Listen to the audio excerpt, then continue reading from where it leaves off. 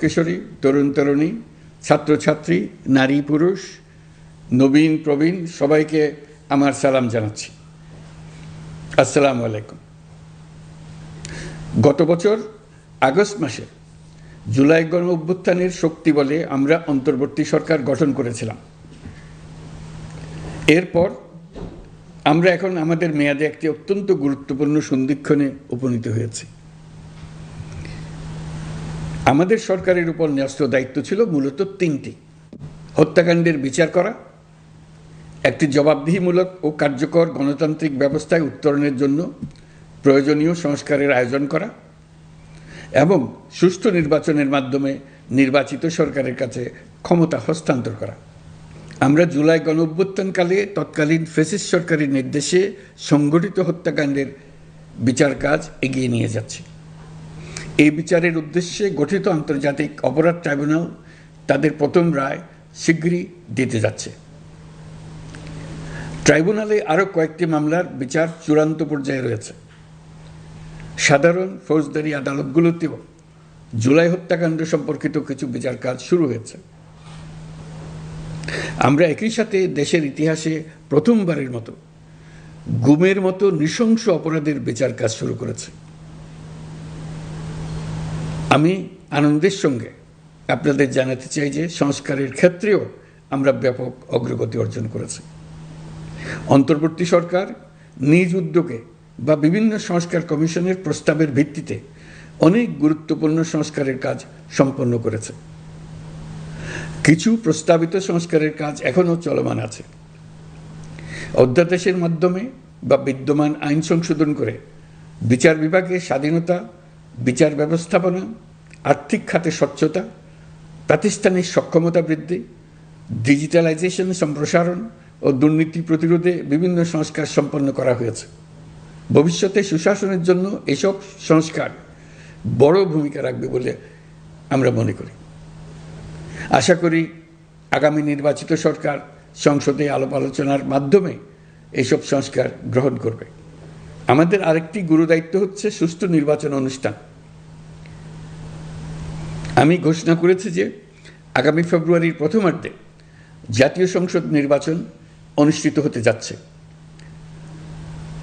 এই নির্বাচন উৎসবমুখর, অংশগ্রহণমূলক ও সুষ্ঠুভাবে অনুষ্ঠানের জন্য আমরা সব প্রস্তুতি গ্রহণ করছি।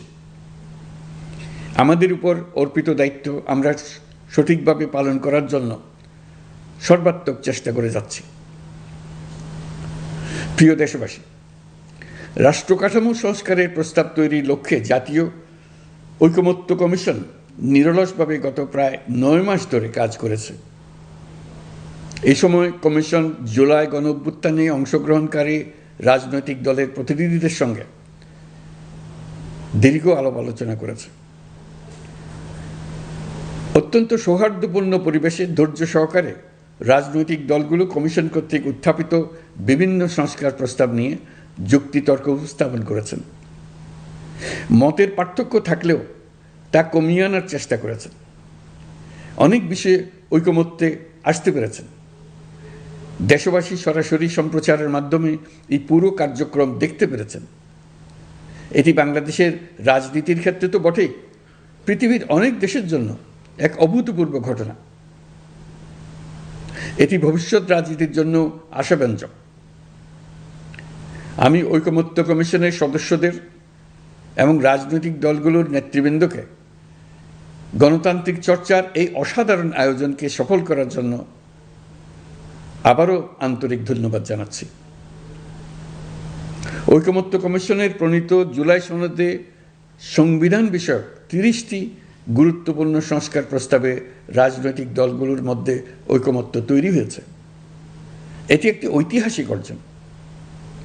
কিছু প্রস্তাবে সামান্য ভিন্নমত আছে, বাকি অল্প কিছু প্রস্তাবে আপাতদৃষ্টে মনে হয় অনেক দূরত্ব আছে, যা গণতান্ত্রিক প্রক্রিয়ায় অস্বাভাবিক কিছু না।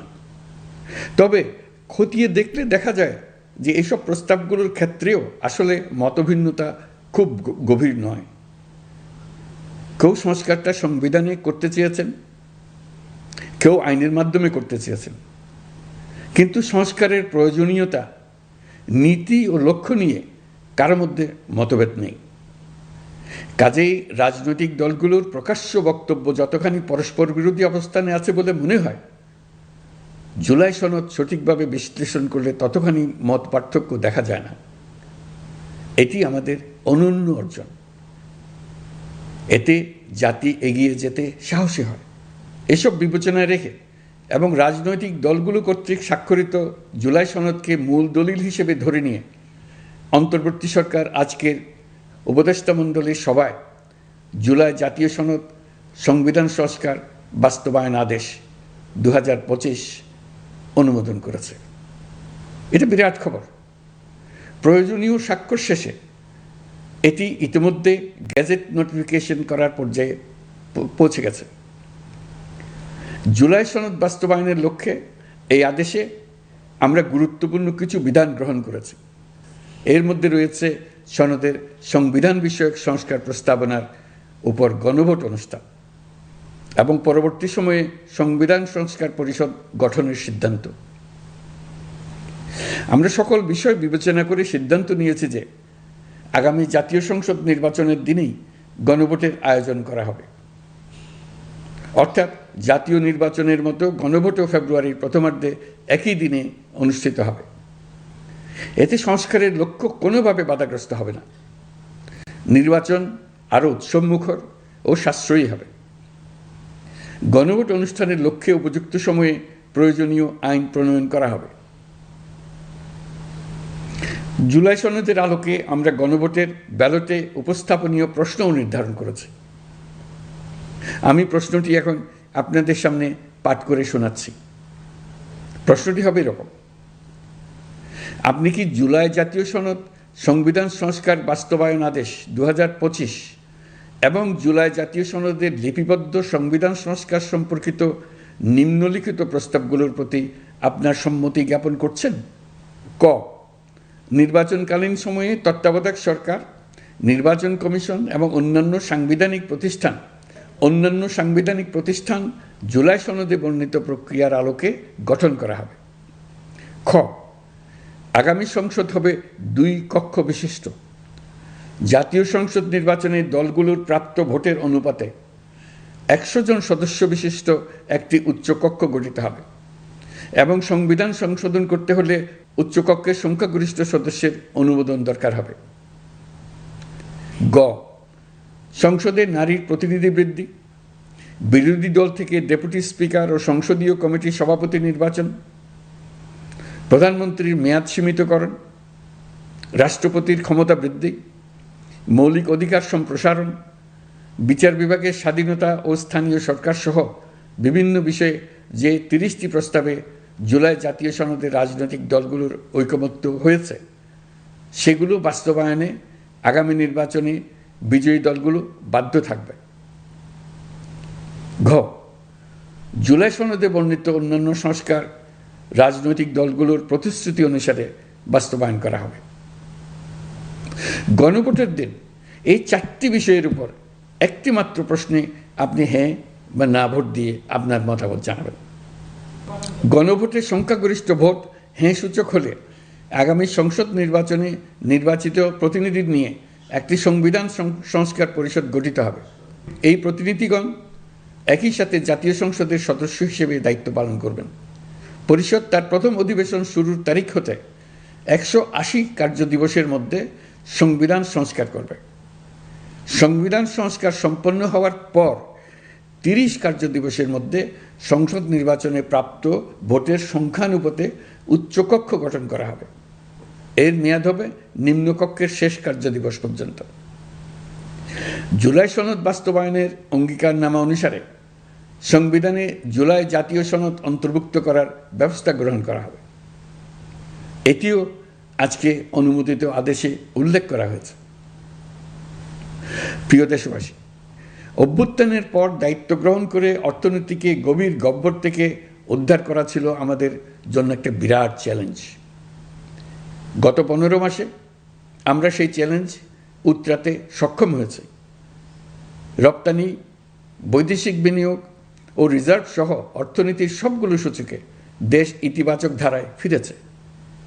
লুট হয়ে যাওয়া ব্যাংকিং খাত ইতিমধ্যে ঘুরে দাঁড়িয়েছে, মানুষের আস্থা ফিরে এসছে।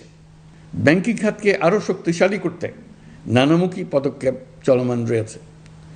অভ্যুত্থান পরবর্তী সময়ে বিভিন্ন দেশের বৈদেশিক বিনিয়োগ হ্রাস পেলেও বাংলাদেশে গণ অভ্যুত্থান পরবর্তী প্রথম বছরে বৈদেশিক প্রত্যক্ষ বিনিয়োগ অর্থাৎ এফডিআই 19.13% বৃদ্ধি পেয়েছে।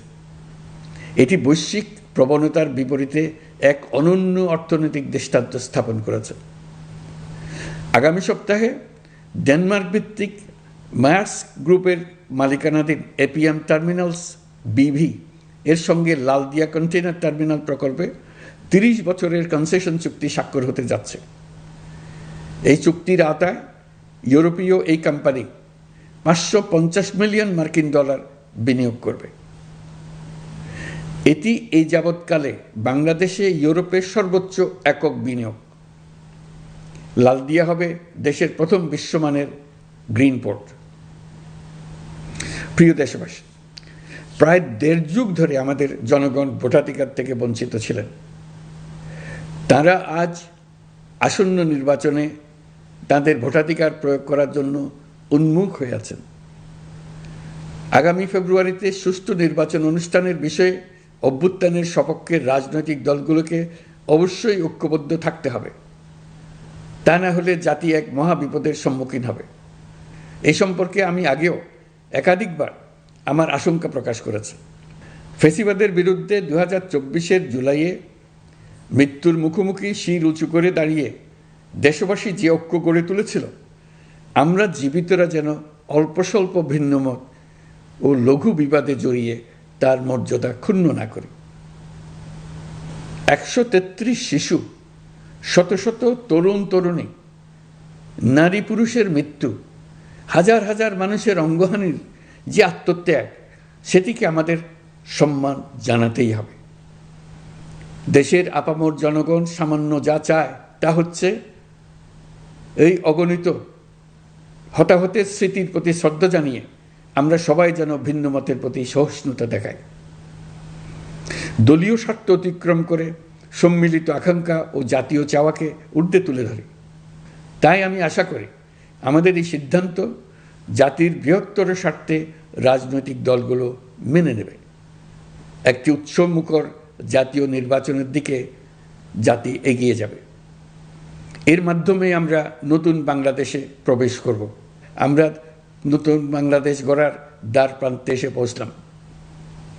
মহান আল্লাহ আমাদের সহায় হন। আমাদের আশা মহান আল্লাহ পূরণ করুন। আল্লাহ হাফেজ। সবাইকে ধন্যবাদ।